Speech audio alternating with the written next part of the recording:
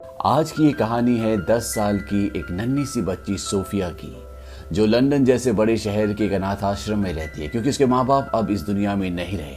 Sophia को insomnia है, यानी कि उसे नींद न आने की बीमारी है। वो रात रात को अनाथ आश्रम में घूमती है।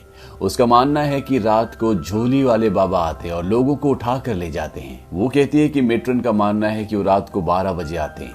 बाकी बच्चे ये सोचते हैं कि वो 1 या 2 बजे आते हैं, लेकिन मेरा ये मानना है कि वो रात के 3 बजे आते हैं। और रात को 3 बजे जब अनाथ आश्रम में सारे बच्चे सो रहे होते हैं, तभी बाहर से एक आवाज आती है और वहां पर जो बिल्ली होती है वो बाहर चली जाती है। सोफिया भी अपने बेड से उठती है और वो बालकनी में आ जाती है और वो देखती है कि वहां पर कुछ बिल्लियां हैं जो डस्टबिन गिराकर वहां से भाग जाती है।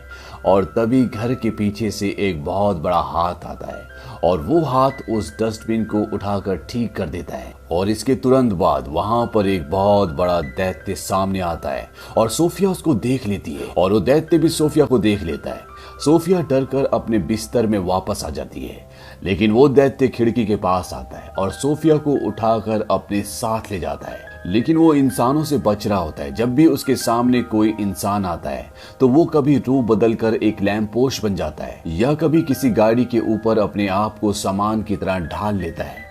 ये लोगों से, दुनिया से अपने आप को बचा रहा होता है। और इसके बाद ये दैत्य सोफिया को लेकर भागता हुआ कई नदियों, झरनों को पार करके बादलों से भी दूर एक दूसरे देश में पहुंच जाता है। और ये होती है जाइंट कंट्री, यानी दैत्यों का देश। यहाँ पर आने के बाद वो दैत्य सोफिया को अपने घर के अंदर ले जाता है। सोफिया यहाँ से भागने की कोशिश करती है, लेकिन वो दैत्य बोलता है कि यहाँ से जाने का कोई भी रास्ता नहीं है, यानी कि तुम यहाँ से नहीं जा सकती। हाँ, अगर तुम्हारे पंख हो तो तुम यहाँ से जा सकती हो। ये दैत्य बहुत बूढ़ा और विशाल होता है और इसके बाद वो सोफिया को अपने पैन के ऊपर रख देता है। वो कहता है मुझे बहुत भूख लगी है, मेरा पेट गुड़गुड़ कर रहा है। और सोफिया को लगता है कि अब ये उसे खा जाएगा। और तभी वहां पर सोफिया को और भी दैत्यों के हंसने की आवाजें आती है। सोफिया उस दैत्य से पूछती है क्या यहाँ पर और भी दैत्य हैं। वो कहता है कि हाँ, यहाँ पर और भी कई सारे दैत्य हैं और वो सब बहुत खतरनाक है।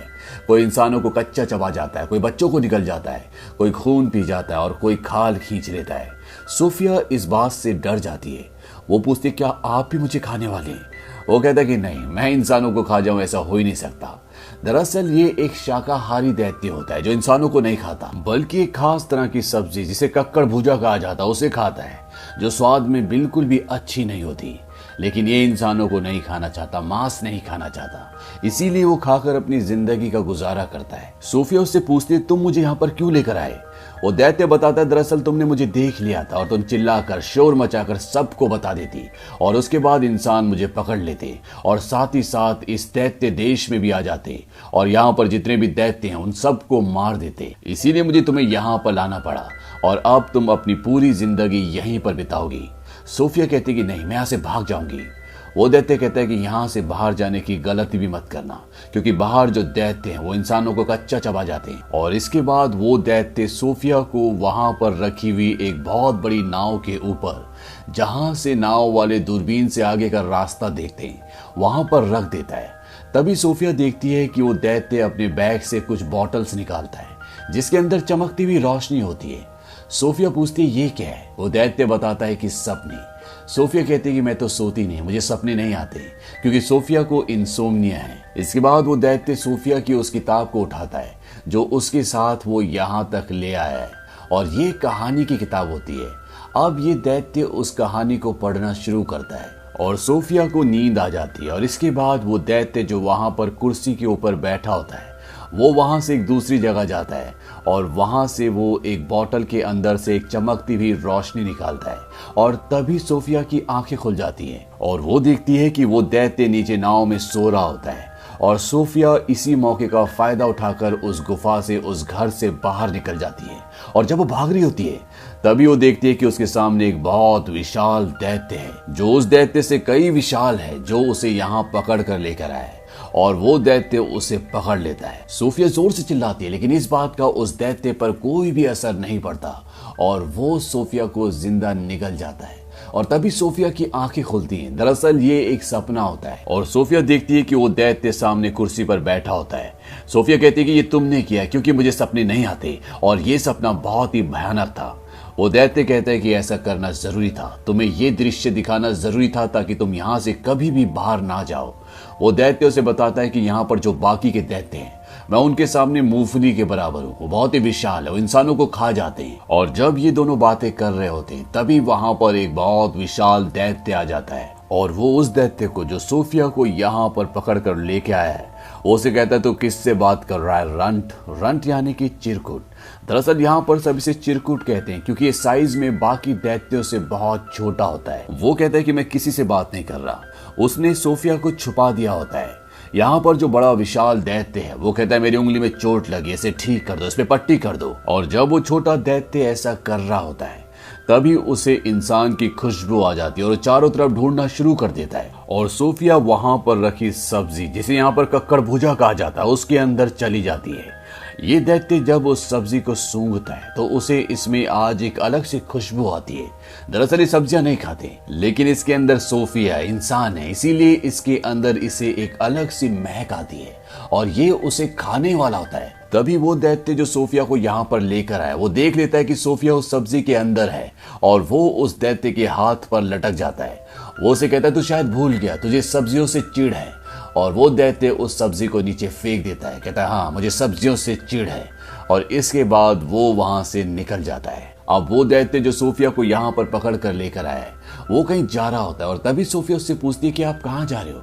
वो कहता है कि मैं काम पर जा रहा हूँ। सोफिया उससे पूछना चाहती है कि वो क्या काम करता है, लेकिन वो उसे नहीं बताना चाहता। लेकिन सोफिया के जिद करने पर वो कह देता है कि मैं सपनों को पकड़ने के लिए जा रहा हूँ। सोफिया कहती है कि मैं भी आपके साथ चलूंगी, लेकिन वो सोफिया को अपने साथ नहीं ले जाना चाहता क्योंकि बाहर जो दैत्य सो रहे हैं, अगर वो उठ गए और सोफिया को देख लिया तो सोफिया को जिंदा खा जाएंगे। इसीलिए वो ये रिस्क नहीं लेना चाहता। लेकिन जब सोफिया बहुत ज्यादा जिद करती है तो वो सोफिया को अपने साथ ले जाने के लिए तैयार हो जाता है क्योंकि बाहर सभी दैत्य सो रहे होते हैं और ये दोनों चुपके से उन्हें पार करना चाहते हैं। लेकिन तभी उन दैत्यों की आंखें खुल जाती हैं और वो उसे बोलते हैं कि चिरकुट तुम कहाँ जा रहे हो? वो कहता है कि मैं अपने काम पर जा रहा हूँ। वो दैत्य कहते हैं कि हम नहीं चाहते कि तुम यहाँ से बाहर जाओ क्योंकि अगर लोगों को, इंसानों को इस जगह के बारे में पता चल जाएगा तो हमारी जान खतरे में पड़ सकती है।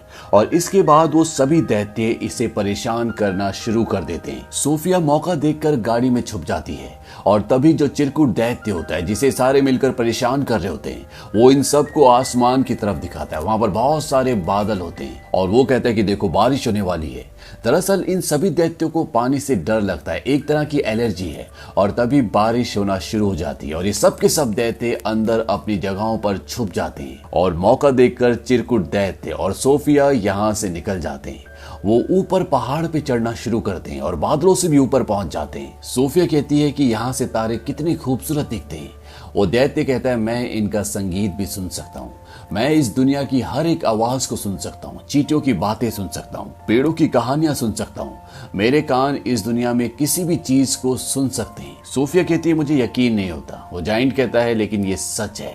इसके बाद वहां पर एक झील होती है और झील के अंदर एक बहुत बड़ा विशाल खूबसूरत पेड़ दिख रहा होता है और वो जाइंट, वो दैत्य उस झील के अंदर कूद जाता है और उस पानी में, झील में कूदने के बाद वो दूसरी तरफ पहुंच जाता है, मानो ये उस तरफ जाने का एक रास्ता हो।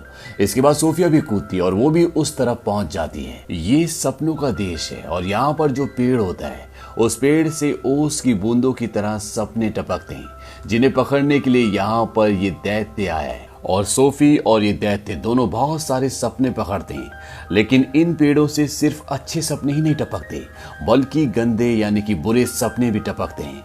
और इसके बाद ये दोनों सपने पकड़कर वापस जाने लगते हैं और अब ये दोनों एक दूसरे को अच्छे से जान गए, ये एक दूसरे को पसंद करते हैं। और वो दैत्य नन्ही सोफिया को बताता है कि यहाँ पर सब मुझे रॉन्ट यानी कि चिरकुट कहते हैं, लेकिन जिंदगी के एक मोड़ पर मुझे कोई ऐसा मिला था जो मुझे कहता था बिग फ्रेंडली जाइंट यानी कि बड़े फरिश्ते जी। और सोफिया कहती है कि आज से मैं भी आपको बिग फ्रेंडली जाइंट यानी कि BFG कहकर पुकारूंगी।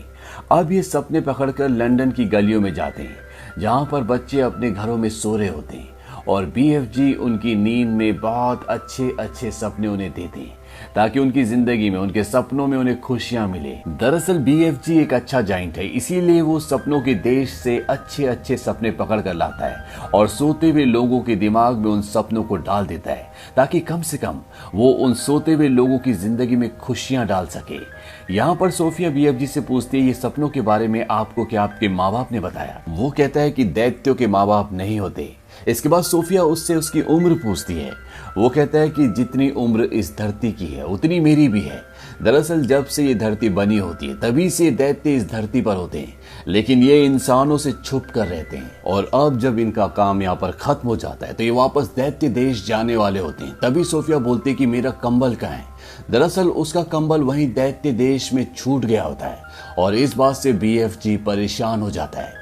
वो कहता है कि अब तुम्हें वापस नहीं जाना चाहिए। उन दैत्यों को पता चल चुका होगा कि यहाँ पर कोई इंसान भी है। बीएफजी उसे बताता है कि बहुत पहले मुझे तुम्हारी तरह एक नन्हा दोस्त मिला था। उसकी दिल की आवाज भी उतनी खामोश थी जितनी तुम्हारे दिल की आवाज है। और फिर उसने मुझे देख लिया और मैं उसे दैत्य देश ले गया। उसी ने मुझे पढ़ना भी सिखाया और जो लाल जैकेट तुमने पहनी है ये भी उसी नन्हे दोस्त की है।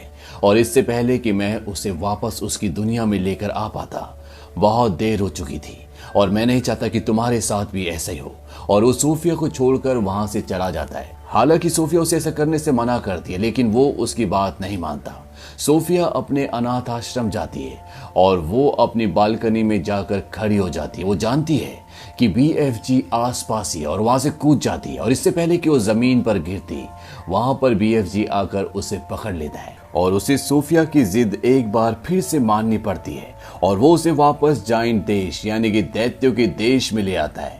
यहाँ पर सभी दैत्य उसका इंतजार कर रहे होते हैं क्योंकि उन सबको पता है कि चिरकुट के पास यानी कि बीएफजी के पास कोई इंसान है और ये दैत्य किसी भी हालत में उस इंसान को खाना चाहते हैं क्योंकि इनके पास वो ब्लैंकेट होता है जिसके अंदर सोफिया की खुशबू है। ये सभी दैत्य पूरे घर को तहस नहस कर देते हैं और जिस कंबल के अंदर सोफिया की खुशबू होती है बीएफजी उसे जला देते हैं और इन सभी जाइंट्स को सभी दैत्यों को अपने घर से भगा देते हैं। अब जब सोफिया छुप रही होती है तभी वहां पर उसे एक तस्वीर दिखती है और ये तस्वीर होती है इंग्लैंड की महारानी की। और इस तस्वीर को देखने के बाद सोफिया के दिमाग में एक आइडिया आता है। वो बीएफजी को बोलती है कि तुम एक बहुत ही भयानक सपना बनाओ और इस सपने में तुम महारानी को ये दिखाना कि 9 के 9 दैत्य इंग्लैंड में हैं जो बच्चों को मारकर खा जाते हैं और साथ ही साथ इस सपने में मुझे और अपने आप को भी डालना ताकि जब हम महारानी के सामने जाएं तो हमारी बात पर उन्हें यकीन हो जाए। और बीएफजी ऐसा ही करता है। वो एक सपना बनाता है जिस सपने के अंदर वो दैत्य देश में रहने वाले सभी दैत्यों की तस्वीरें डालता है, साथ में अपने आप को और सोफिया को भी डालता है और बहुत सारे बच्चों को भी। और ऐसा सपना बनाने के बाद वो सोफिया के साथ उस जगह पर पहुंच जाता है जहां पर महारानी रहती है और ये महारानी की नींद में उस सपने को फूंक देते हैं और महारानी को वो सब कुछ दिखता है जो ये उसे दिखाना चाहते थे। और जब महारानी की नींद खुलती है तो वो बहुत ही डरी हुई होती है क्योंकि ये बहुत ही भयानक सपना होता है जिसमें दैत्य बच्चों को खा रहे होते हैं। और महारानी इस सपने के बारे में अपनी मेड को बताती है। मेड कहती है मैम लेकिन वो एक सपना था। और जब मेड अखबार देखती है तो वो कहती है कि बहुत अजीब बात है, कल रात को बहुत सारे बच्चे अपने घरों से गायब हो गए, ठीक उसी तरह जिस तरह से आपने सपना देखा था। तभी रानी कहती है कि पर्दे हटाओ और जब वो पर्दे हटाते तो वहां पर खिड़की पर सोफिया होती है। दरअसल ये चीज भी उन्होंने रानी के सपने में डाली थी और साथ ही साथ बीएफजी को भी डाला था। इसके बाद सोफिया बीएफजी के बारे में बताती है और रानी से वादा लेती है कि आप उसे नुकसान नहीं पहुंचाएंगी। बीएफजी रानी के सामने आता है और उन्हें झुककर अदब से सलाम करता है। रानी भी अपने वादे को पूरा करती है। यहाँ पर जितने भी दैत्य होते हैं उनके अंदर एक बहुत बड़ी प्रॉब्लम होती है कि वो किसी भी शब्द को अच्छे से नहीं बोल सकते। इसीलिए बीएफजी महारानी को महारानी के बदले मरजानी कहता है। बीएफजी इंसानों को इंसान कहता है और बाकी के भी लगभग सभी शब्दों को वो उल्टा सीधा ही बोलते हैं। यहाँ पर महारानी इन दोनों को बहुत अच्छे से ग्रीट करती है, उन्हें अंदर बुलाती है, अच्छा स्वादिष्ट खाना खिलाती है और इसके बाद ये महारानी को सारी बातें सच बताते हैं कि कैसे दैत्य देश में 9 ऐसे दैत्य हैं जो बच्चों को इंसानों को खाते हैं और महारानी इनकी मदद करने के लिए तैयार हो जाती है। वो अपनी आर्मी को इनके साथ भेजती है। दरअसल दैत्य देश में कोई भी नहीं पहुंच सकता लेकिन बीएफजी इन्हें रास्ता बताता है और महारानी की आर्मी बीएफजी के पीछे पीछे दैत्य देश तक हेलीकॉप्टर्स में पहुंच जाती है। वो सब एक जगह रुक जाते हैं क्योंकि ये एक प्लानिंग के साथ हमला करना चाहते हैं और BFG प्लान बनाता है कि वो एक ऐसा सपना बनाएगा जिस सपने को इन्हें दिखाने के बाद इन सबको उन चीजों पर पश्चाताप होगा जो भी इन्होंने किया है, और BFG ऐसा सपना बना लेता है। लेकिन जब वो इस सपने को इन सोए हुए दैत्यों के मन में फूंकने के लिए जाता है ताकि ये सपना उन्हें आए, तो उसे याद आता है कि वो सपना फूंकने वाले यंत्र को महारानी के महल में भूल आया है और उसके बिना ऐसा नहीं किया जा सकता क्योंकि इन दैत्यों के पास जाना खतरनाक है। लेकिन तभी सोफिया उस सपने वाले जार को उठाती है और उस जगह पहुंच जाती है जहां पर सारे दैत्य सोए होते हैं।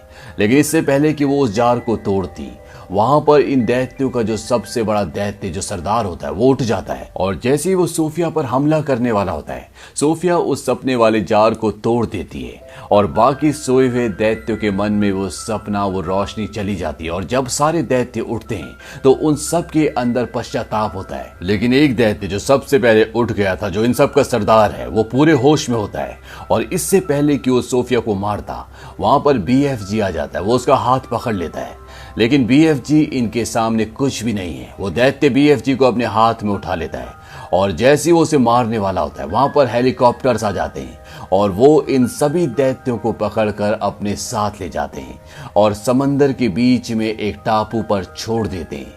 चारों तरफ पानी है, ये दैत्य पानी से डरते हैं, इसीलिए ये समंदर पार नहीं कर सकते और हमेशा के लिए ये इस टापू पर फंस चुके हैं। महारानी इनके लिए यहाँ पर कक्कड़ भूजे के बीज भी फेंक देती है ताकि ये उन बीजों से यहाँ पर खेती करें और जिंदगी भर कक्कड़ भूजे खाएं। कक्कड़ भूजों से इन लोगों को नफरत है। हालांकि BFG इसी सब्जी को खाता था, लेकिन अब इन दैत्यों के पास कोई भी ऑप्शन नहीं है। इन्हें जिंदगी भर इसी टापू पर रहकर खेती करके कक्कड़ भूजे खाने पड़ेंगे। और अंत में ये दिखाया जाता है कि सोफी अब अनाथ आश्रम में नहीं रहती, बल्कि वो महारानी के साथ उनके महल में रहती है और अब उसे अकेलापन और उदासी बहुत कम महसूस होता है। और जब भी वो चाहे वो BFG से बात कर सकती है क्योंकि BFG के कान इस दुनिया की सारी आवाजों को सुन सकते हैं। वहीं दूसरी तरफ BFG जाइंट देश में, यानी कि दैत्यों के देश में अकेले हैं। अब वो सिर्फ वहां पर कक्कड़ भूजे नहीं बल्कि और भी कई सारी सब्जियां उगाते हैं और वो भी अपनी जिंदगी में खुश हैं। सोफिया हर सुबह उठकर खिड़की के पास आकर BFG को गुड मॉर्निंग कहती है, जिसे BFG साफ साफ सुन सकते हैं। और इसी सुखद अंत के साथ इस कहानी का अंत हो जाता है। इस कहानी से हमें ये पता चलता है कि किसी की भी कोई भी जाति हो, कैसा भी स्वरूप हो, लेकिन अगर उसका दिल और नीयत अच्छी हो तो वो किसी का भी दिल, किसी का भी प्यार जीत सकता है। और अच्छा करने वाले, अच्छा सोचने वालों के साथ हमेशा अच्छा ही होता है। उम्मीद करते हैं कि ये कहानी आपको पसंद आई होगी।